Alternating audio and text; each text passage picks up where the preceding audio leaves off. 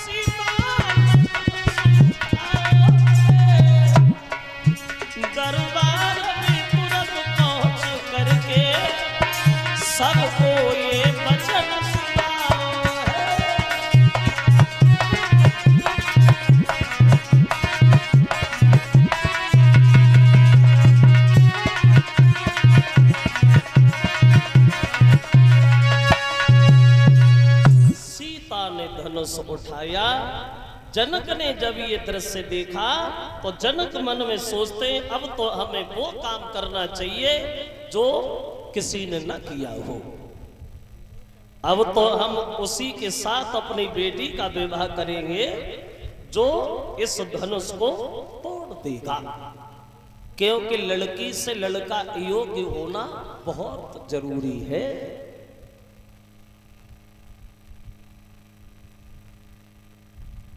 लड़की से लड़का योग्य होना बहुत अति आवश्यक है। अगर लड़की ज्यादा पढ़ी लिखी है तो लड़का भी पढ़ा लिखा होना चाहिए।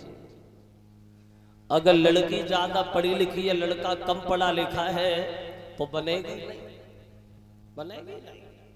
वो जमाना नहीं रहा, जमाना बदल गया। अब तो ब्याह ही छोड़े जाती है, जमाने में अंतर आ गया। जैसे शादियों में लड़का लड़की की कुंडली मिलवाते हैं, एक दिन हमारी बुद्धि में आया कि लड़का लड़की की कुंडली न मिलवाई जाए, लड़की की सास की कुंडली बहुत जरूरी है। सास और बहू में कम बनती है। तो जनक यही विचार करते हैं और दरबार में सबसे कहते हैं कि चारों तरफ ये खबर भेज दो, जो भी शंकर जी के धनुष को तोड़ेगा वही हमारी बेटी से रिश्ता जोड़ेगा। चारों तरफ खबर भेज दी गई है। श्रोता बंधुओं, ये एक फूलों का हार 100 रुपया 10-10 रुपया साथियों को आए हैं। रामवरण सिंह जो ये ग्राम दौलतपुर के रहने वाले हैं, और 500 रुपये आए हैं भानु यादव नगला सट्टू, उनकी तरफ से, भानु की तरफ से 500 रुपया लिखा है, आल्हा में छाप लगा दीजिए। ये 50 रुपये आए हैं प्रांसी यादव डॉक्टर रविकांत फौजी और 50 रुपया काव्या यादव डॉक्टर रविकांत फौजी और लव यादव सनौ सतीश फौजी उनकी तरफ से 100 रुपया भेजवा रहे हैं जय सिंह यादव ये भागवत आयोजक। 100 रुपया रविकांत फौजी एकपति महाराज उनकी तरफ से और 101 रुपया राजेश हलवाई जो ये नखतपुरा के रहने वाले हैं उनकी तरफ से। श्रोताओं, चारों तरफ ये खबर भेज दी गई है, खबर मिली है विश्वामित्र को कि सीता का स्वयंवर है, तो राम से बोले चलो भैया हम ही चले भाई। अब क्वार के महीना की शुक्ल पक्ष की द्वादशी वाले दिन चले प्रभु श्री राम। तो क्या देखा राम ने कि एक रास्ता में निर्जन वन पड़ा, जानवर भी नहीं है, पशु पक्षी कुछ नहीं है, एक पत्थर की झाड़ियों में शिला पड़ी है। तो राम ने उत्तर दिया गुरुदेव ये कौन है, ये यहाँ काय को पड़ी है? बोले ये है गौतम ऋषि की पत्नी अहिल्या। पति ने श्राप दिया। क्यों? बोले सुनो, ये अहिल्या जो थी ये देखने में बहुत सुंदर थी। एक दिन बाग में फूल तोड़ने गई अहिल्या, जो ये अहिल्या की सुंदरता इंद्र ने देखी, बहुत सुंदर थी अहिल्या कि जो फूल न गिरे फूलवारी ये शोभा दे रही ऋषि की नारी है।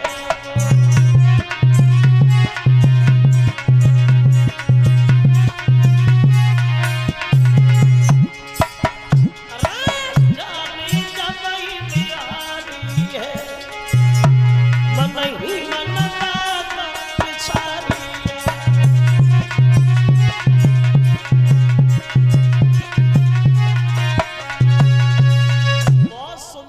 अहिल्या। इंद्र ने अहिल्या को जिस समय देखा तो मन में सोचता ये तो हमारी पत्नी होनी चाहिए थी, काम आत्मा के चक्कर में पड़ गई। फिर सोचा चलो क्या हुआ, हम मिलना चाहेंगे, इससे मिलेंगे जरूर, चल करेंगे। कैसे करें? महात्मा घर पे रहते हैं, अगर ये घर खाली हो जाए तो बढ़िया रहे। फिर दिल में आया कि वो गंगा नहाने जाएंगे तब चलेंगे।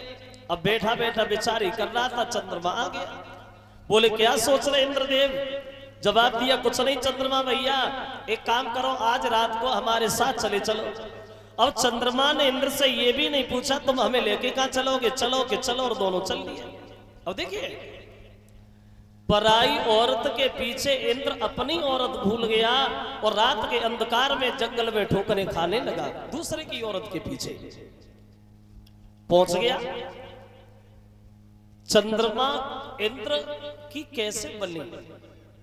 इंद्र चंद्रमा को क्यों लेके गया? देवता तो और भी थे।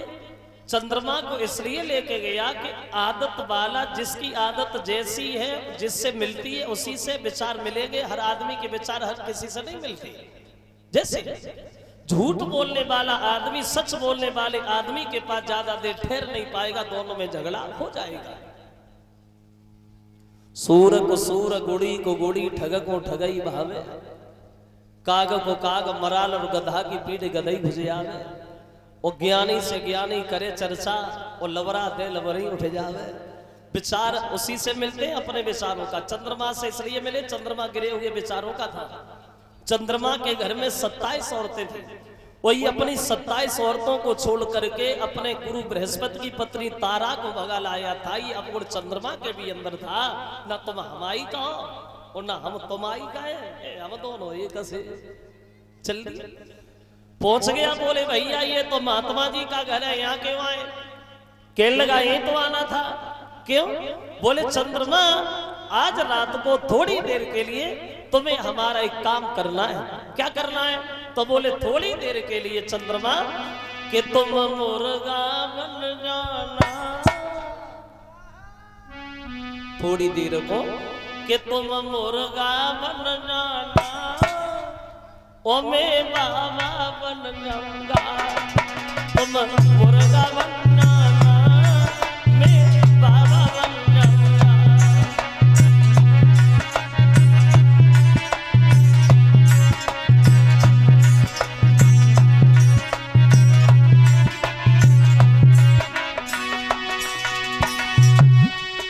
गौतम को बैठाना, मैं घर घुस जाऊंगा।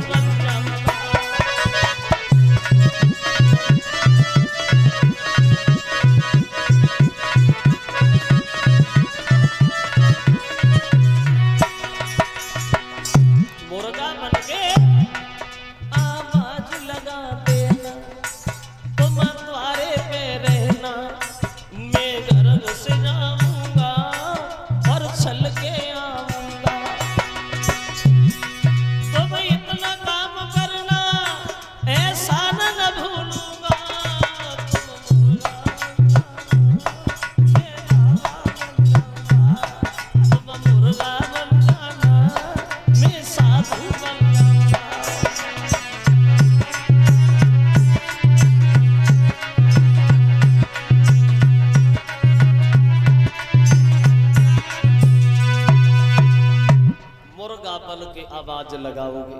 महात्मा सोचेंगे सवेरा हो गया और वो गंगा नहाने चले जाएंगे, वो हम अहिल्या से छल करने में सफल हो जाएंगे। कौन कैसी रही? चंद्रमा से जब ये कहा तो चंद्रमा बोला भैया बड़े चालाक और रास्ता बढ़िया खोज लिया, तुम बाबा बनो। बोले हमें क्या देर लगेगी, तुम मुर्गा बनो। अब चंद्रमा मुर्गा बन गया। महात्मा जी सो रहे, वहीं जाके बैठ गया। बैठा रहा। हुआ क्या? अरे होना क्या था वहां, अरे बीतिया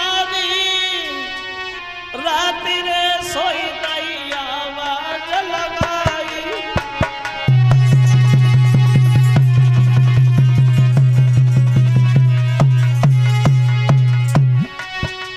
और बोली सुन के मुर्गा की गौतम गए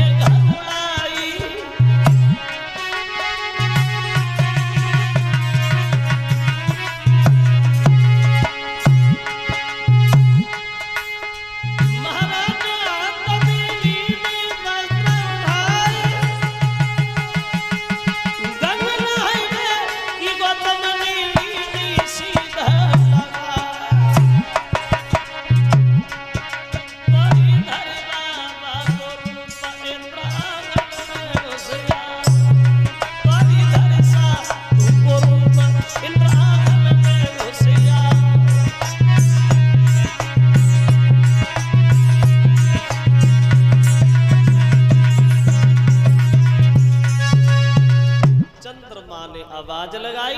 महात्मा चले गए नहाने गंगा, और इंद्र इधर अहिल्या से छल करने में सफल हो गया।